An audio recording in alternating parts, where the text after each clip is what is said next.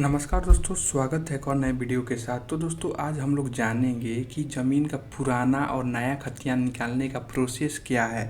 ठीक है, अगर आपके पास कोई ज़मीन है और उसका पुराना से पुराना खतियान निकालना है तो उसका क्या प्रोसेस है। ठीक है, कैसे कैसे आप स्टेप बाय स्टेप प्रोसेस कीजिएगा तो आपको जो खतियान है वो आप निकाल सकते हैं। चलिए इसके बारे में हम लोग विस्तार से जानेंगे। साथ ही साथ हम लोग कुछ बेसिक टर्म हैं जो खतियान के बारे में वो बताना चाहेंगे, क्योंकि बहुत लोग को ये बेसिक टर्म्स भी मालूम नहीं होता है जो आपको जानना है ज़रूरी होता है। तो मेरा कार्य है, अगर हम बता रहे हैं तो उसको अच्छे से समझाएं।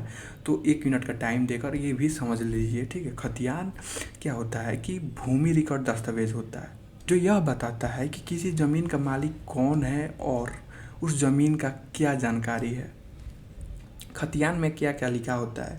खतियान में अक्सर ज़मीन का मालिक का नाम, ठीक है, उस ज़मीन का रैयत का पूर्वज का नाम यानी पिता का नाम, खेसरा संख्या, खाता संख्या, ये सब खतियान में मेंशन होता है। ठीक है, ज़मीन का माप यानी रकवा, कितना उस जो आपका खतियान में जो ज़मीन है, जो आपका ज़मीन है वो कितना उसका रकवा है, ये सब खतियान में मेंशन होता है। ज़मीन किस किस्म का है, जैसे कि कृषि है, आवासीय है, ठीक है, उसमें ज़मीन कहाँ पे है, उसका लोकेशन कहाँ पे है, कौन से गांव में है, कौन से मौजा में है, उसका थाना नंबर क्या पड़ता है, ये सब खतियान में दिया हुआ रहता है। खतियान क्यों ज़रूरी होता है? खतियान आपके खरीद बिक्री का प्रमाण का रूप है। अगर आपको मान लीजिए ज़मीन खरीदना हो तो क्या आप बिना खतियान देखे किसी ज़मीन को खरीद सकते हैं?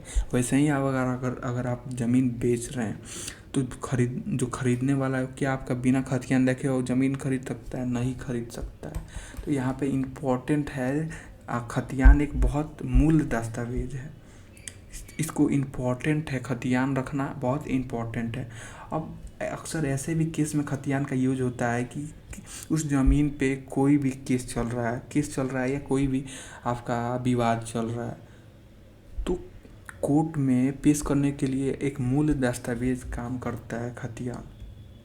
और आपके निजी यूज में भी काम है, जैसे कि आप उस ज़मीन के आधार पे लोन लेना चाहते हैं, लोन में भी खतियान का यूज होता है। उसमें क्या होता है, मालिकाना हक साबित करने के लिए खतियान का यूज होता है।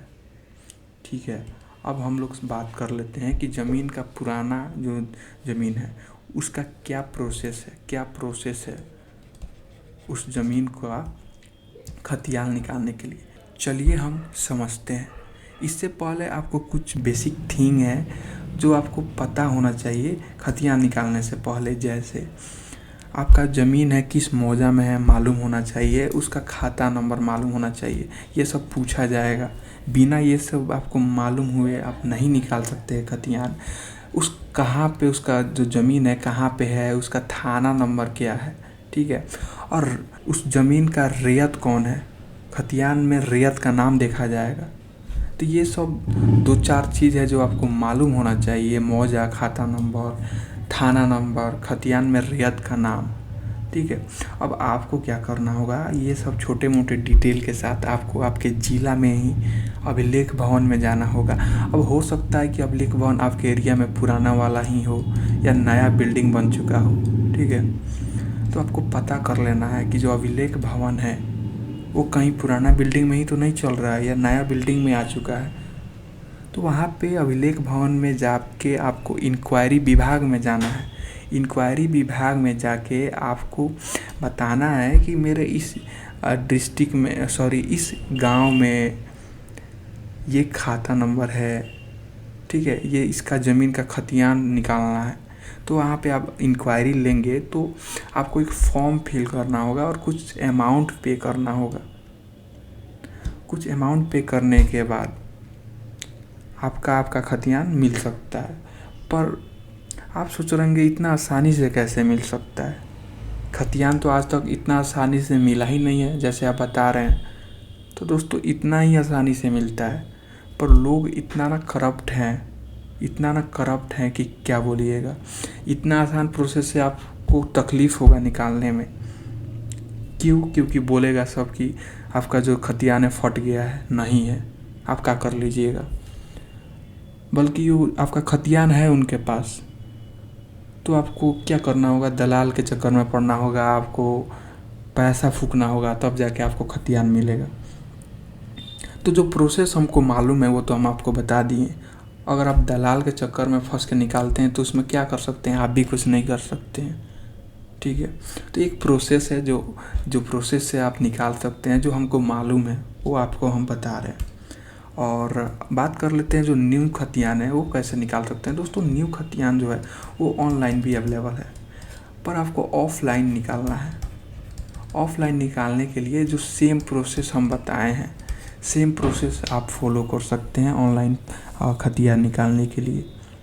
ठीक है, आप अपने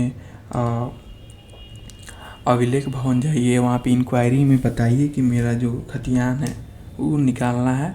तो उसमें आपको थोड़ा सा कम मेहनत पड़ेगा, क्योंकि जो ऑनलाइन वाला है वो ऑलरेडी ऑनलाइन, जो न्यू खतियान है वो ऑलरेडी ऑनलाइन भी डाला हुआ रहता है। तो उसका जो ऑफलाइन निकालना रहता है ना, वो थोड़ा आसानी से मिल जाता है। उसमें आपको कुछ परेशानी झेलने का उतना ज़रूरत नहीं है जितना आपका पुराना वाला खतियान निकालने में है।